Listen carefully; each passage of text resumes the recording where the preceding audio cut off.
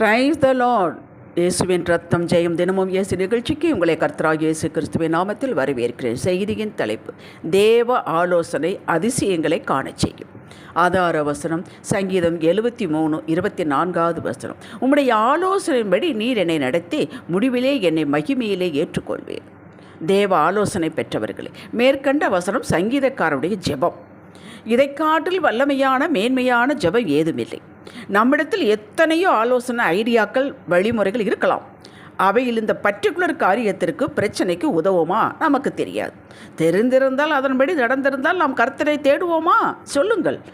அவருக்கே நாம் ஆலோசனை வழங்குவோம். ஒன்றும் விளங்காத இக்காலத்திலும் நாம் ஆண்டவருக்கு ஆலோசனை சொல்லுகிறோமே. ஆண்டவரே, இதை செய்யும், இப்படி செய்யும், அப்படி செய்யும், அவனை தூரமாக்கும், இது எனக்கு ஈஸியாக கிடைக்க செய்யும். இப்படிப்பட்ட ஜெபங்களை அவர் கேட்கத்தான் செய்கிறார். கேட்டு பரலோகத்தின் தேவன் நகைப்பார். சங்கீதம் 2:4. பாவம் என் பிள்ளைகள் எத்தனை இன்னசென்ட்டாக இருக்கிறார்கள் என்று கோபித்து கொள்வதில்லை. இப்படி ஜெபிக்கக்கூடாது, என்ன அபத்தம் என்று நம்மளை உணர கொஞ்சம் காலத்தை விட்டு விடுகிறார். நம்ம ஆவிக்குரிய காலத்தில் வளர வளர வளர இவைகளெல்லாம் நாம் விட்டு விடுகிறோம். இதுதான் வளர்ச்சி, ஆவிக்குரிய வளர்ச்சி. இப்படித்தான் கடைசி வரலும் போகும். முற்றிலும் தேறினவன் ஆனேன், அது யாரும் கிடையாது. அவருடைய ஆலோசனையே நிலை நிற்கும். அதுவே சரியானது. ஏன்? அவர் 3 காலங்களுக்குள்ள நடக்கிறவர். நம் சிந்தையை அறிந்தவர். எண்ணங்கள் உண்டாகும் முன்னே அவர் அறிவார். நாம் என்ன அடுத்து பேசுவோம் என்பதை அவர் அறிவார். இன்னும் பிள்ளைகள் பிறவாவும் முன்னே, அப்பிள்ளைகள் நன்மை தீமை செய்யா முன்னே, இளையவனை யாக்கோபை சிநேகித்தேன், ஏசாவை வெறுத்தேன் என்கிறார். ரோமர் 9:11-13 வரை வாசித்துப்பார். ஏன்? இவர்கள் என்ன செய்தார்கள், என்ன செய்வார்கள் என்பதை இவர் அறிந்திருந்தார். என்ன பின்காலத்தில் செய்வார் என்பதை அவர் அறிந்திருந்தார். யாக்கோபு ஏசாவை ஏமாற்றி சேஷ்டபுத்திர பாகத்தை பெற்றுக்கொண்டார். ஆதியாகமம் 25:30-34 வரை. தாயின் ஆலோசனைப்படி ஏசாவை போல நடித்து தகப்பனுக்கு ஈசாக்குக்கு கண் பார்வை மங்கள், அவனிடமிருந்து எல்லா ஆசீர்வாதங்களை பெற்றான். யாக்கோபு அவசரப்பட்டு விட்டார். 2 காரியங்களிலும் யாக்கோபு அவசரப்பட்டு விட்டான். இவன் அமைதியாக ஈசாக்கை போல கர்த்தரையை சார்ந்திருந்திருந்தால் இவனுக்குத்தான் சேஷ்டபுத்திர பாகம், இவனுக்குத்தான் எல்லா ஆசீர்வாதங்களை கர்த்தர் பெற்று தந்திருப்பார்.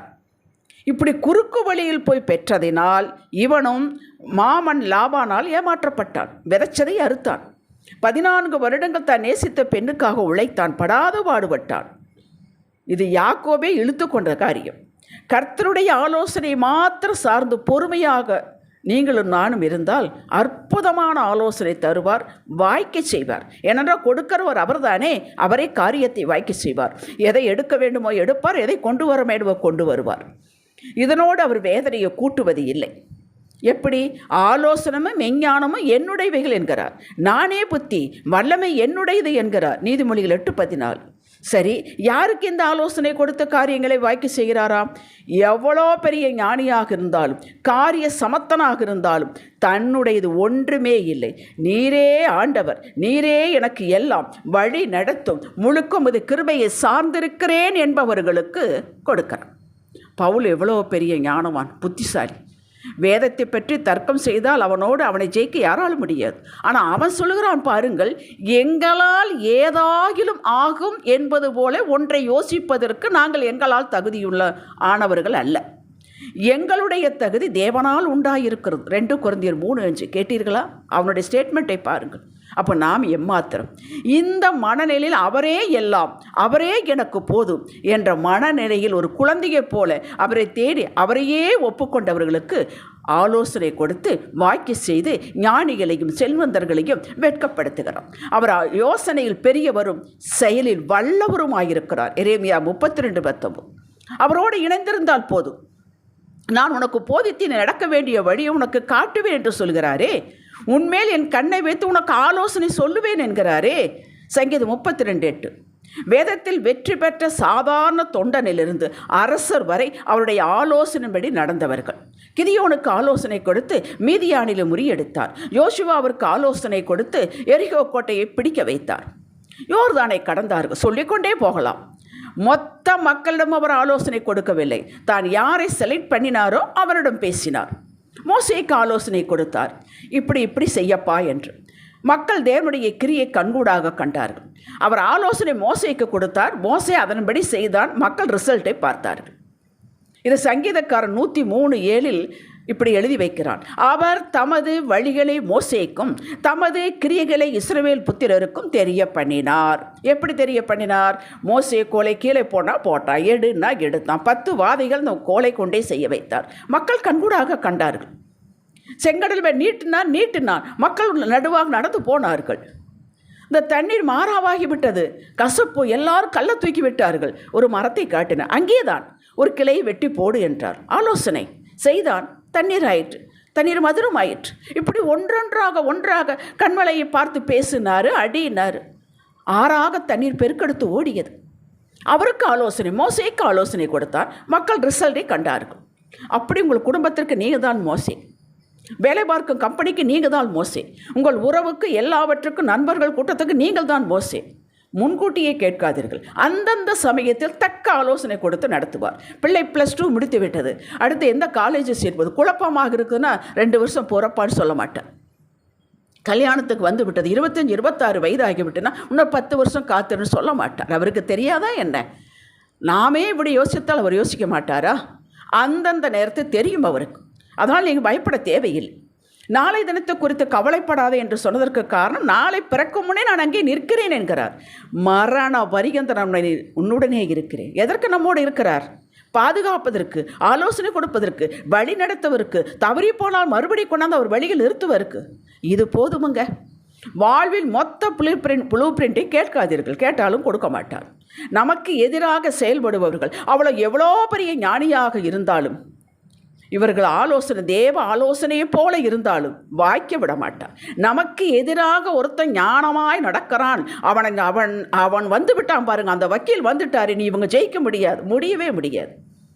உங்களுக்கு ஒரு உதாரணம் சொல்கிறேன். 2 சாமுவேல் 16ஆம் அதிகாரம் 12 அதிகாரத்தை வாசித்து பாருங்கள்.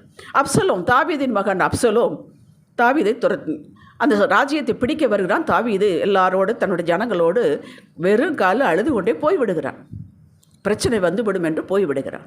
அகிதோப்பேல் என்பது தாவீதுக்கு நண்பன், அருமையான ஆலோசனை கொடுக்கிறவன், தேவ ஆலோசனை போல் இருக்கிறது என்று வேதம் சொல்லுகிறது. தாவீதுக்கு அப்படித்தான் ஆலோசனை கொடுத்தான். இவன் கட்சி மாறி உடனே அப்சலோம் கூட சேர்ந்து கொண்டான். அப்சலோமுக்கு நல்ல ஆலோசனை கொடுக்குறான் தாவீதை முடித்து கட்டுவதற்கு. ஆனால் ஆண்டவர் அதை அபத்தமாக்கி விட்டார். அவன் ஆலோசனை அப்சலோம் கேட்கவில்லை. கேட்டிருந்தால் தாவீதை முடித்திருக்கலாம், கேட்கவில்லை, தாறுமாறாக்கி விட்டார் ஆண்டவர். அவன் தன்னுடைய ஆலோசனை கேட்கவில்லை என்பதற்காக போய் நாண்டு கொண்டு செத்து விட்டான். கேட்டீர்களா? எவ்வளோ பெரிய வக்கீலாக இருந்தால், எவ்வளோ பெரிய ஞானிகளாக இருந்தால், நமக்கு எதிராக செயல்பட்டால் அவருடைய ஆலோசனை அபத்தமாகும். நீங்கள் பயப்படாதீர்கள். நாம் இதற்கு ஒற்றைக்காலில் நின்று ஜெபம் செய்ய வேண்டிய அவசியம் இல்லை. அது சங்கீதக்காரன் சொல்கிறான். சங்கீதம் 33:10 சொல்கிறான், கர்த்தர் ஜாதிகளின் ஆலோசனையை விருதாவாக்கி ஜனங்களுடைய நினைவுகளை அவமாக்குகிறார். கேட்டீங்களா? விருதாவாக்குறார், வேஸ்ட் பண்ணுறார். அவங்க நினைவுகளை அவமாக்குறோம். அவங்க நல்லா தான் கொடுத்துருப்பாங்க, ஞானிகள் தான், ஆனால் அந்த இடத்துல செயல்படாது. நீங்கள் பயப்பட தேவையில்லை. சங்கீதம் 1ஆம் அதிகாரம் 1-3 வரை வாசியுங்கள், அதன்படி நடவுங்கள். துன்மார்க்கன் ஆலோசனை கேட்கக்கூடாது. ஹல்லேலூயா, ஹல்லேலூயா. அவர் சொன்னால் அவர் உங்களுக்கு புரியும்படித்தான் சொல்லுவார். சூழ்நிலையின் மூலமாக சொல்லுவார், வேதத்தின் மூலமாக சொல்வார், உங்களை இருதயத்தில் பேசுவார், எப்படியோ உங்களுக்கு சொல்லுவார். அப்படியே நீங்கள் கீழ்ப்படியக்கூடிய மனம் வேண்டும். சைடில் ஏதோ ஒரு ஆலோசனை வைத்து கொண்டிருக்கக்கூடாது. ஆதியாகமம் 19ஆம் அதிகாரம் 20வது வசனத்தை வாசித்து பாரு. உங்களுக்கு தெரிந்தது, லோத் அந்த சோதோம் கொமோரா பட்டணத்தை அழிக்க வந்தார். ஆபிரகாம் அவனுக்காக பரிந்து பேசினார். ஆபிரகாமை நினைத்து இவனை காப்பாற்ற வேண்டும் என்று கர்த்தர் முடிவெடுத்தார். இந்த குடும்பத்தை எல்லாம் கையில் பிடித்து வெளியே இழுத்துவிட்டு ஓடி போய் எங்கள் மலைக்கின்றார். லோத்து, ஐயோ அங்கே போனால் ரொம்ப கஷ்டம், செத்துருவோமே, பக்கத்தில் ஒரு ஊர் இருக்குது, சின்ன ஊர் இருக்குது, அங்கே போயிடுறோம் போன்னு கழுத்து இழுத்து விட்டார். ஆலோசனை தேவன் கொடுக்கும் பொழுது அப்படியே நாம் கடைப்பிடிக்க வேண்டும். நாமவே ஒரு ஆலோசனை சொன்னால் அவர் நம்மளோட போராடுவதில் எதிர்த்து நிற்பதில்லை. போனானே, கெட்டானே, அருவருப்பான சந்ததியை உண்டாக்கினார்களே, அவர் நம்மோடு போராடுவதே இல்லை. கொடுப்பார், அவ்வளவுதான். நாம் தான் பிடித்து கொள்ள வேண்டும். தாவீது அப்படியே கேட்டு நடந்தவர். அவர் ஆலோசனை கொடுத்தால் காரியம் வாய்க்க வரை விடமாட்டார். தாவீது அதனால தான் சொல்லி, எனக்கு ஆலோசனை தந்த கர்த்தரை துதிப்பேன். அவ்வளவுதாங்க. ஆலோசனை கொடுப்பார், நம்ம செய்வோம், அது நடக்கும். ஸ்தோத்திரம் அப்பா, இவ்வளவுதான். இதைத்தான் நாம் செய்ய வேண்டும். ஒப்பற்ற திட்டம் சித்தம் உங்களை பற்றி வைத்துள்ளார். அதை அடைவதற்கு அவர் பாதையும் வகுத்திருக்கிறார். அதற்கு ஆலோசனையும் உங்களுக்கு கொடுப்பார்.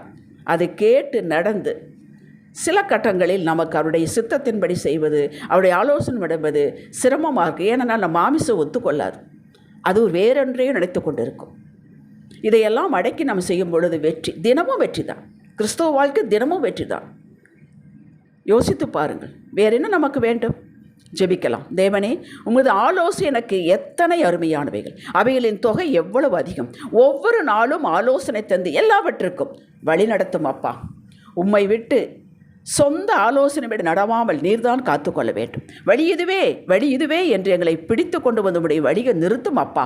இயேசுவே நாமத்தில் பிதாவே, ஆமேன்.